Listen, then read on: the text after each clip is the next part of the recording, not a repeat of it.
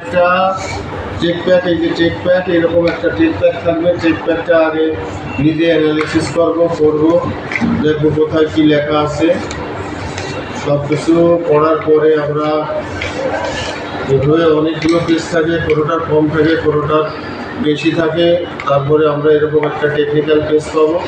Technical পেজে প্রতিটা পেজে আপনার সব কিছু মেনশন করা আছে, যে সব মেনশন করা থাকে। সব মেনশন দিলে টেকনিক মেজারমেন্ট শিট, তারপরে মনে করেন বার্থডে কোন পজিশনে হবে, মেল কোড কীভাবে হবে, তারপরে মেজারমেন্ট কী হবে, এই যে মেজারমেন্ট শিট আছে সব কিছু দেওয়া আছে।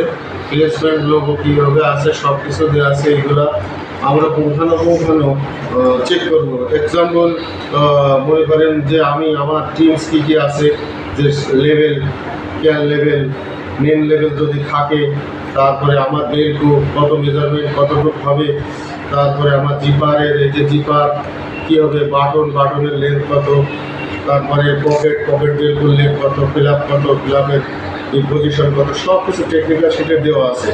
আমরা পুঙ্খানুপুঙ্খানু স্টিচ কোথায় 1/4 কোথায় 1/16 কীভাবে হবে, ইনসাইডে ওভারলোড কত থ্রেডে হবে, সব কিছু দেওয়া আছে।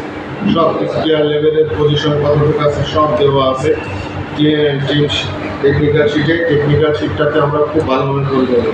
তারপরে ইনসাইডে স্টাইলিং মিলাবো, ইনসাইডের সব স্টিচিং ঠিক আছে কিনা, থ্রেড ঠিক আছে কিনা, সব কিছু চেক করার পরে আবার দেন আমরা টপে যাবো। টপে গিয়ে টপে যাওয়ার পরে প্রত্যেকটা অপশনে এইভাবে ফিঙ্গারিং করে আমরা স্টাইলিংটা দেখবো। ফিঙ্গারিং করে কোথাও স্কিপ, ব্রোকেন স্পট, নিডল কাট, অয়েল মার্ক এগুলো আছে কিনা, শেপ আনইভেন আছে কিনা, কোনো প্রসেস মিস্টেক আছে কিনা। দেন আমরা কী করবো, আমরা তারপর চেক শেষ হয়ে গেলে আমরা মেজারমেন্ট করবো। মেজারমেন্ট যদি ঠিক থাকে দেন আমরা এটাকে পাঠানোর জন্য একটা ব্যবস্থা করবো। আর ড্রিঙ্কসের সাথে অ্যাপ্রুভালের শিট সাথে মিলাবো।